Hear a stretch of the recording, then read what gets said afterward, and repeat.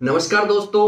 अगर आपका सपना है कॉलेज लेक्चरर बनना, आपका सपना है यूनिवर्सिटी लेक्चरर बनना, असिस्टेंट प्रोफेसर बनना, एसोसिएट प्रोफेसर बनना, तो आपके लिए ये वीडियो महत्वपूर्ण हो जाता है क्योंकि अब सरकार ने ये नियम कर दिया है कि हमें असिस्टेंट प्रोफेसर बनने के लिए कुछ क्वालिफिकेशन आवश्यक हो गई है। अब वो क्या क्या क्वालिफिकेशन है, क्या क्या क्राइटेरिया है, किस प्रकार से आप तैयारी करें, तो आपको ये ध्यान रखना है। तो इस वीडियो में आपके साथ मैं वही बातें करूंगा कि आपको असिस्टेंट प्रोफेसर बनना अगर आपका सपना है, अगर आपकी उम्मीद है, तो आप ये आज का हमारा वीडियो जरूर देखिए और देखने से पहले हमारे चैनल को सब्सक्राइब और वीडियो को लाइक जरूर करें। तो दोस्तों, मैं बात कर रहा हूं असिस्टेंट प्रोफेसर की। भारत सरकार के मंत्रालय ने अभी नियम बना दिया है कि अब जब भी विश्वविद्यालय में कोई असिस्टेंट प्रोफेसर बनेगा तो उसे पीएचडी की डिग्री आवश्यक रूप से उसके पास होनी चाहिए। बिना पीएचडी की डिग्री के वह असिस्टेंट प्रोफेसर के लिए एलिजिबल नहीं होगा, योग्य नहीं होगा। तो सत्र 2021-22 से भारत सरकार ने यह डिसीजन ले लिया है कि अब हमें नेट क्वालिफिकेशन के साथ साथ, पहले क्या होता था, नेट आवश्यक होता था। नेट यानी national eligibility test. National eligibility test के दौरान हम एक योग्यता धारण कर लेते हैं असिस्टेंट प्रोफेसर बनने की, जिसके बिहाफ पर हम कॉलेज और विश्वविद्यालय के असिस्टेंट प्रोफेसर में लग सकते हैं। लेकिन अब भारत सरकार ने ये जरूरी कर दिया है कि आपको नेट के साथ साथ आपको पीएचडी की डिग्री भी होना आवश्यक है। अब आप असिस्टेंट प्रोफेसर बनना चाहते हैं तो आपके पास क्वालिफिकेशन क्या होना चाहिए? आपको उस संबंधित विषय में पीजी होना चाहिए। पीजी के साथ साथ अगर आप जनरल कैटेगरी में तो 55% और रिजर्व कैटेगरी के साथ 50% में पीजी होनी चाहिए। और साथ के साथ आपको जो नेशनल एलिजिबिलिटी टेस्ट है, राष्ट्रीय पात्रता परीक्षा है, वो उत्तीर्ण होनी चाहिए। उसके साथ साथ हमें क्या करना है, हमें पीएचडी की उपाधि भी प्राप्त करनी है। पीएचडी भी करनी है, हमें शोध करना है और हमारा शोध ग्रंथ जमा होकर अवार्ड हो जाएगा तो तभी हमें असिस्टेंट प्रोफेसर के लिए हम एलिजिबल होंगे।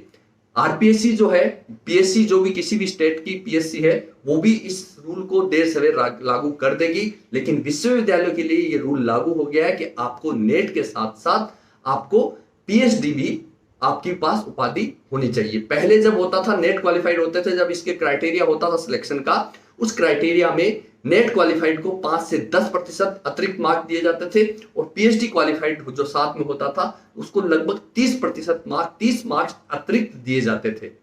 लेकिन अब वो एलिजिबिलिटी में आ गया, आपके पास नेट भी होनी चाहिए और आपके पास पीएचडी भी होनी चाहिए। तो ये गाइडलाइन आई कब थी? 2018 में आई थी।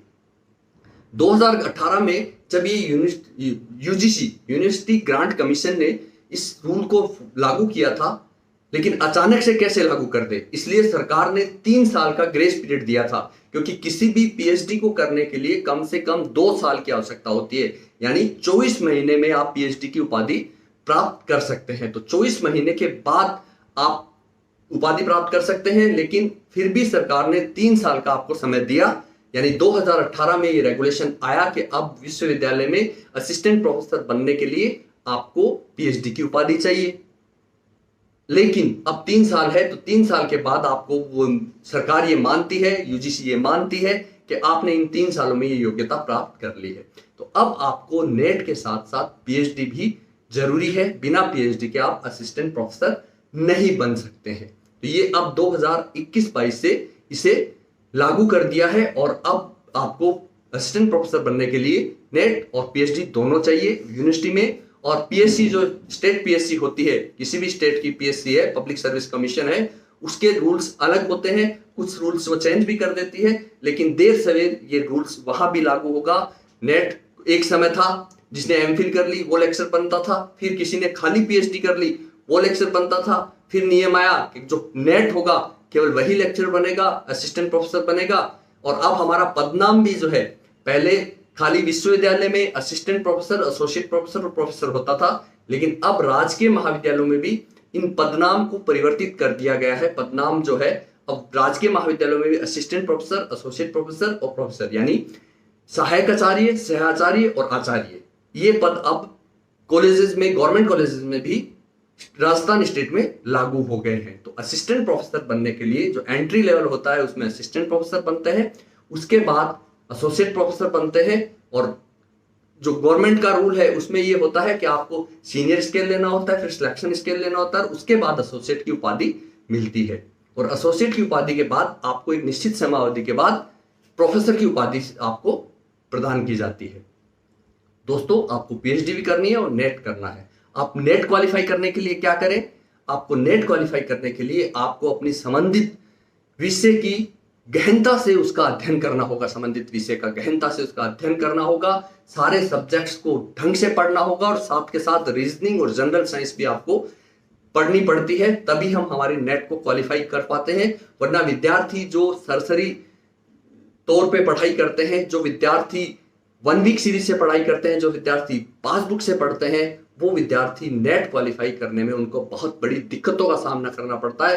अगर आपका सपना है असिस्टेंट प्रोफेसर बनने का, प्रोफेसर बनने का, तो आपको अपने विषय की किताबों की गहनता से अध्ययन करना होगा, ताकि आप पहले पीजी करें, पीजी के बाद नेट करें, नेट के बाद पीएचडी करें, और फिर आप एसोसिएट असिस्टेंट प्रोफेसर बने और अपना प्रोफेसर बनने का और शोध करने का जो आपका सपना है, विद्यार्थियों को पढ़ाने का आपका सपना है, उस सपने को आप साकार कर सके। तो दोस्तों, अब भारत सरकार के यूनिवर्सिटी ग्रांट कमीशन ने ये रूल लागू कर दिया है कि आने वाले समय में अगर वैकेंसी निकलती है तो विश्वविद्यालय में असिस्टेंट प्रोफेसर के लिए आपको पीएचडी होना जरूरी हो गया है।